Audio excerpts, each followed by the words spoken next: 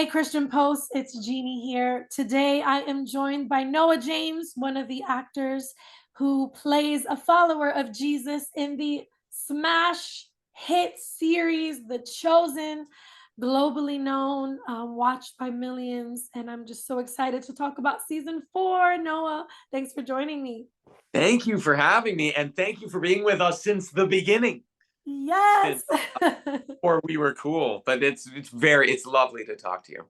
Oh yeah. I mean, I was telling you briefly before, I think this, The Chosen was always going to be amazing. It was always going to be something special, but the way it's been received by not only people of faith, but just everyone. I see it on mainstream networks and streaming series, platforms, and it's really been amazing. So we'll start there for you being here from the beginning. How's it been for you to just be embraced the way The Chosen has been?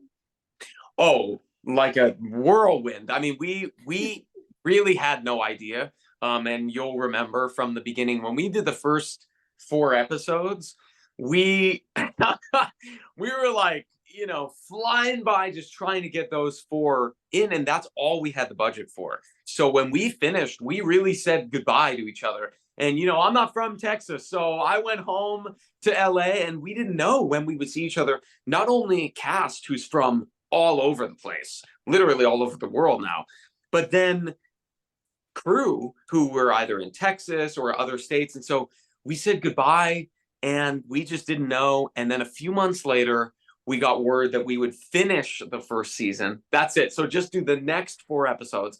Was super thankful for. So we do that. And again, there's just no stability in the arts. You never really know how things are going to go. But The Chosen caught on in such a huge way that I remember when we got word about season 2, it became super clear to me, like, oh, we really may be able to tell this story as best we possibly can, and we may be able to go to new, interesting places. Since then, too, it's like The Chosen sent me to a few premieres in Spain. I went to Paris. Like we're meeting fans all over the world. That is mind blowing, considering the the little area that we started in Poolville, Texas, where the Capernaum village was that we were shooting in, and just from there to here, it's really mind boggling. Mm, it's amazing. Share for you. You've been in Hollywood, you've done some great productions before, TV, film. What's it like for you having a message like this? Being, it's a responsibility because it's a faith of so many people, and it is taken very seriously. People are really, their lives are being changed and transformed. Like I see the testimonies, and I'm like, I cry because it's beautiful. Talk about that, being an actor, being in Hollywood, being in on sets of various things, but having a TV show that's not only just a work of art, but it's reaching deeper. Yeah, I mean, first, I was really nervous about that aspect. I was super nervous about it because there's a whole other layer, whole other 15 Right. layers to that than just doing a different show. And so, but it became clear that my job was to come into this giving everything that I have, but in a respectful way, to not pay attention to the outside sort of thought about it, because then I couldn't do my job. And so I wanted to come into this and have as sort of innocent a view of it as possible, and not pay attention to people wanting certain things portrayed as certain ways, because it Yeah. becomes impossible, and you can't, you almost like Right. can't even start on square one that way. And so I just wanted to be like, okay, what is it like to be this Jewish person in Judea 2,000 years ago who's about to lose his boat because he doesn't have the money to pay the Romans? That to me is where I started. And then I feel like because we all started in those kind of ways with the characters, people really get the authenticity of what it would be like to live back then, what it would be like to follow Jesus, what it would be like to pack up your tent, to barely eat for 2 days, and then you find some apples on the road. Like all that stuff was really important to me to portray authentically. And I think that's why people come to it and they say, wow, like that's what it would have been like to live back then. That's, I see myself on the screen instead of I'm seeing something that I have already, obviously if you have this really profound relationship with, but there can be a little bit of distance that way where you don't see yourself, maybe yourself, what would I be like if I was following Jesus 2000 years ago, literally there. And so that, to me, I just tried to bring that to life as best I could, and I think that people respond to that. Oh, absolutely. That's what it is. That's what people are resonating with. To see regular people who, like we all are, to some degree, walking in those times and experiencing real life with, Jesus, who many of us, look to as our Lord and our Savior. So that's, I think that is what is resonating. And I Season think that four. also Go ahead. in that too, if I may, I think Sure. Dallas did a really really good job. All the writers did an incredible job of, it brings me back to this moment in season two when I'm, as Andrew, I'm sitting around the campfire and I say, like, I feel like I'm supposed to be this great person, and I just don't see that. I don't see how I can be like one of the heroes in our people's history. I'm just me. And Mm. that to me, I feel like was a really important scene because I think a lot of us feel that way. We go, oh, I'm kind of just a normal person. But it's like, no, we each have intrinsic value and worth, and we all are capable of these incredible things. And I think the show shows that in a really wonderful way. Right, because here we are 2,000 years later talking Hmm. about these people Right. portraying these people. It's like Right. they were ordinary, okay, fine, but not really. We all have Hmm. that, and that's beautiful. I love that so much. I know season four is gonna delve kind of deeper into the emotional aspect, um, of just, not only the highs and the exciting parts of Jesus's ministry, the miracles and all of that, but some of the heartaches and the heartbreaks. And I'm a pastor's wife, and we're not kind of like the everyday Sunday, kind of ministers. We're on the street, like we're boots on the ground. So we do Hmm. life with people. We're more of that. And that's messy and it's heartbreaking a lot. We're Totally. not just standing somewhere preaching, we're actually living life with people, and that's really hard. And Yeah. I think I already know this season is really gonna be great for all of us that are go through the highs and lows of doing life with people. And you'll see that, I know, in this season. Talk about that, just digging into the emotional side of all of this.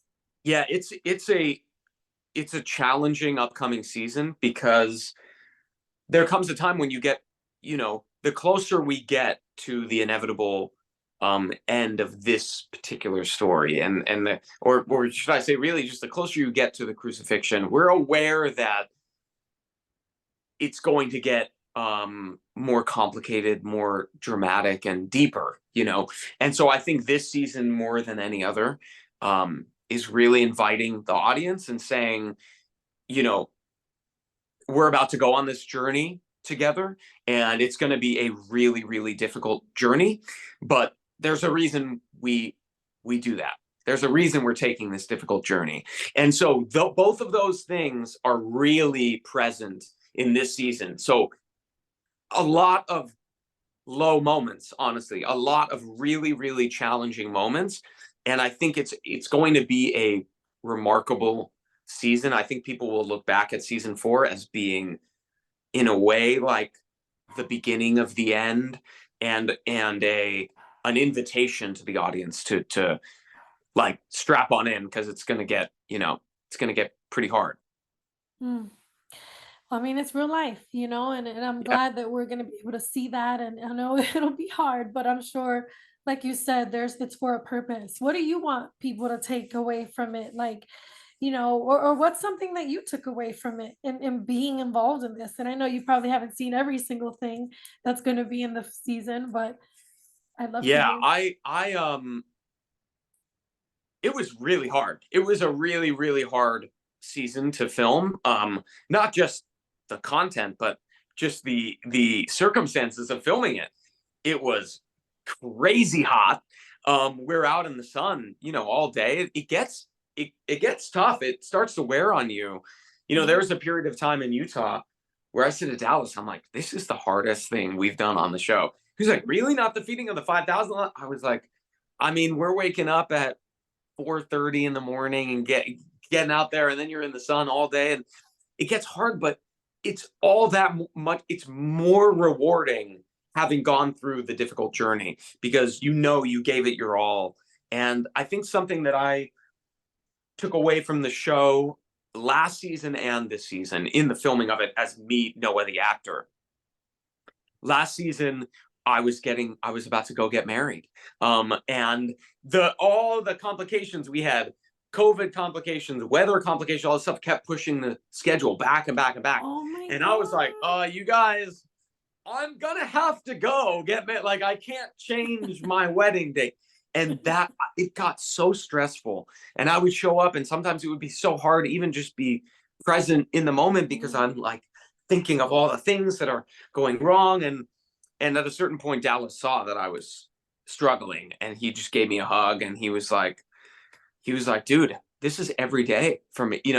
He's dealing with all this scheduling, weather, all this stuff every day. You never know how it's going to turn out. And the idea, or the sort of, surrender as a concept, and the ability to surrender sometimes, that was not something that I came into The Chosen with that ability to do. So I Wow. am learning when best to let go of things that you can't control and surrender. It's just, and that certainly in season 4 helped me through some of the difficult moments. Because again, there's a lot of fun stuff in the actual season itself, and then also in the filming of it. There's a lot of Right. fun, but there are periods that get pretty tough. Mm. That's actually beautiful though, because the surrender feels super hard and letting go feels hard to do. But when you do it, there's such a freedom in it, right? It's like, why did I not do this earlier? I mean, that in and of itself can be an entire story there. You know, Learning how to grow in that way and how to be okay with letting go. That's certainly a part of The Chosen. All That's one of the cool things about the show is each character has their own things that they're struggling with, they're dealing with, and we are watching them grow and sometimes take 2 steps forward, 1 step back, or maybe 4 steps back, 10 steps back, and try to find their way, you know, back to where they were, and into growth. And I just think that The Chosen does a really good job of that. Mm. Talk about the theater aspect because I love that The Chosen is trailblazing that whole thing too. You know what I mean? It's like, we're breaking records already, but then now we're gonna take it another notch higher and we're just gonna have a whole TV show in theaters, which has never been done before. Talk about that.